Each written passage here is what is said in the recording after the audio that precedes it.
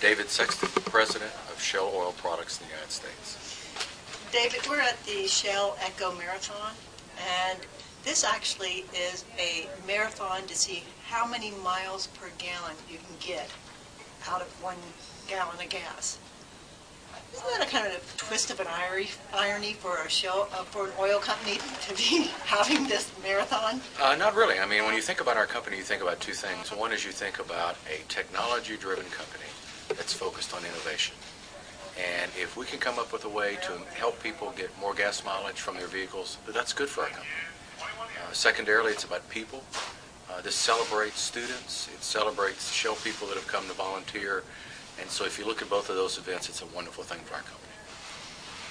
How do you see us in the future, at the United States, reducing our dependence on oil? I'm not quite sure the United States at the current time, given the policies the government has, is going to be able to reduce the overall dependence on, I would say, energy as opposed to oil.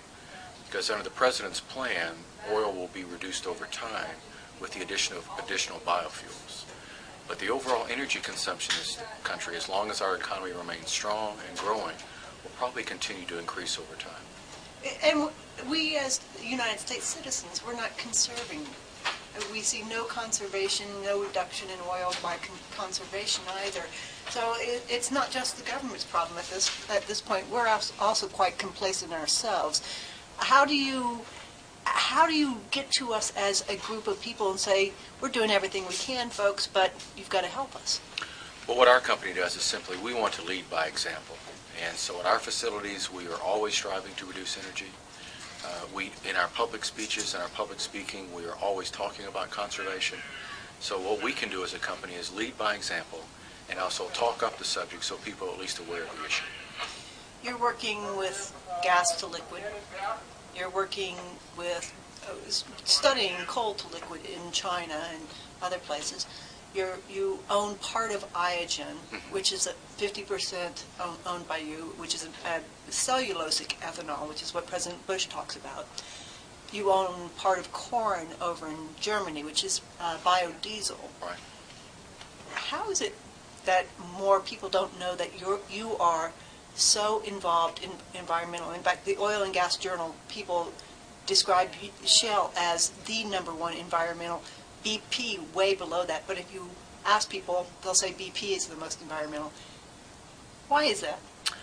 I would say two things. One is our company can always do better at getting our message out. And we're a company that is a little secretive by our culture and by our nature. Whereas BP is an extremely well-run and an excellent company, is a little bit better than we are at getting its message out.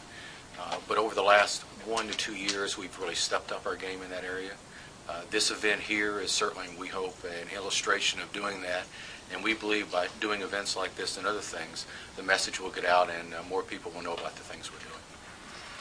In the United States, we import about 60% of our oil, and in fact, 1.1 million barrels a day that is imported is already refined gasoline. Correct.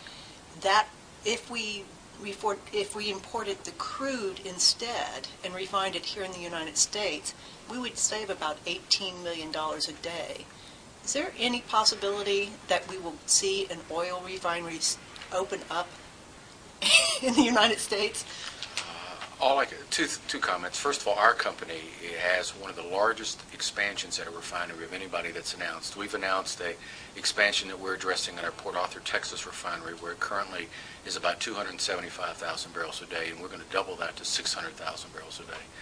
So our company, along with our joint venture partner, Motiva, is aggressively looking at expanding one of our largest facilities here.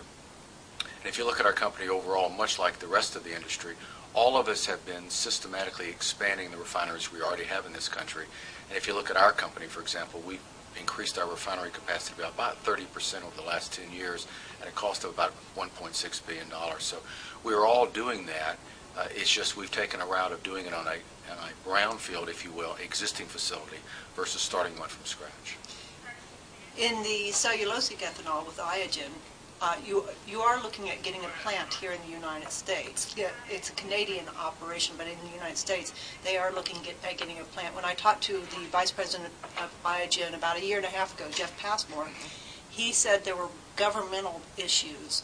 Have they been taken care of? Are we going to get that plant here in the United States? Iogen, which we currently own about 25% of, is looking at 3 plants, one possibly in Germany, one possibly here in the United States, and one possibly in Canada.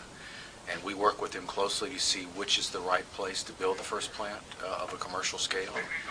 We've also working with all 3 governments. So right now we're in the process of making that decision, and hopefully it will be made in the short term. David, thank you for meeting with us today. Thank you. Appreciate it.